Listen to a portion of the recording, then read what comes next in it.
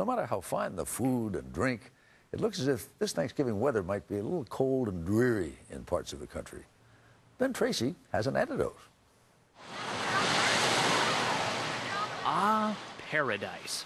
The sun, the sand, the palm trees. Who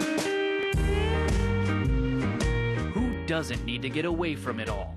But if a week in Hawaii isn't in the cards, don't despair. You can taste the tropics right here on the mainland with a visit to your local Tiki bar. That looks delicious. From the Tiki Tea in Los Angeles to the Mai Kai in Fort Lauderdale, Tiki bars and restaurants, those shrines to bamboo and umbrella drinks so popular in the 50s and 60s, are back. Jamaican rum. And a whole new generation is getting their Polynesian groove on. What does the word tiki actually mean?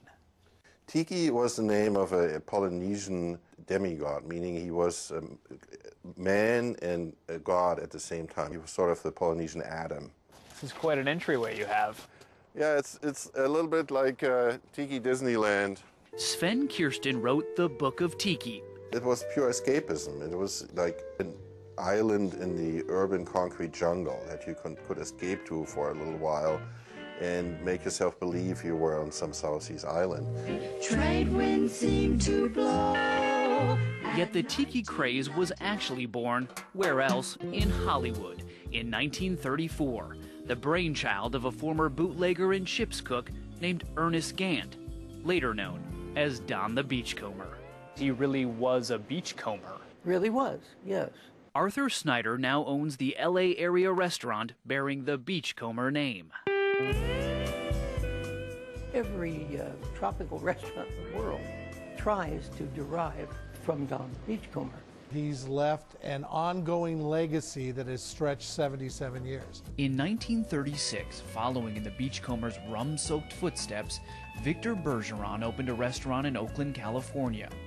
Trader Vic's quickly became the temple of Tiki. Peter Seeley is Trader Vic's grandson. And my grandfather got a love of rum from being in Cuba and learning from bartenders there.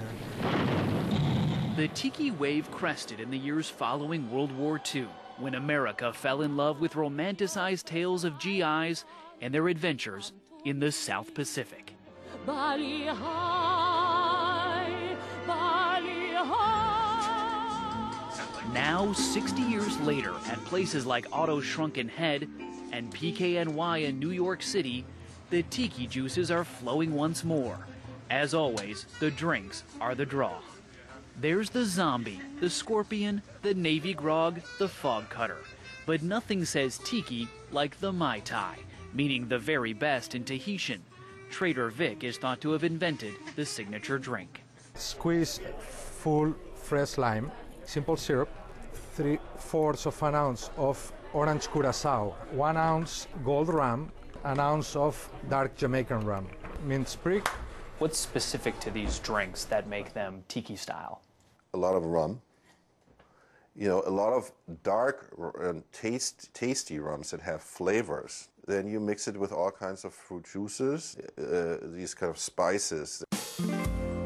So while a visit to a tiki bar may not match a twilight swim on a Hawaiian beach, it's a step and a sip in the right direction.